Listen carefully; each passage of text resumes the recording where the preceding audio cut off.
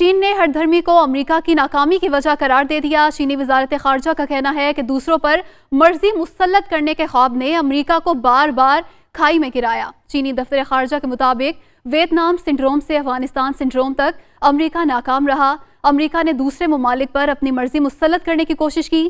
ایسا کرنے کے خواب نے امریکہ کو بار بار ناکامی سے دوچار کیا۔ طالبان کے بارے میں چینی دفتر خارجہ کا کہنا تھا کہ امید ہے طالبان وسیع حکومت بنانے میں کامیاب ہو جائیں گے۔ امریکی صدر جو بائیڈن کا کہنا ہے کہ امریکہ انخلاء کے دوران طالبان سے مستقل رابطے میں ہے۔ انخلاء کا عمل 31 اگست تک مکمل ہونے کا یقین ہے۔ واشنگٹن میں پریس بریفنگ کے دوران صدر بائیڈن نے کہا کہ کابل میں 6000 امریکی فوجی موجود ہیں۔ 14 اگست سے اب تک 13000 افراد کو کابل سے نکالا ہے، جن میں 204 صحافی بھی شامل ہیں۔ ان کا کہنا تھا کہ مزید کتنے امریکی کابل میں ہیں تحقیق کر رہے ہیں۔ افغانستان کا حتمی نتیجہ کیا ہوگا کچھ نہیں کہا جا سکتا۔ بائیڈن نے کابل سے امریکی جہازوں کے ذریعے نکالے گئے افغان شہریوں میں سے 5000 کو امریکہ میں پناہ دینے کا اعلان کیا۔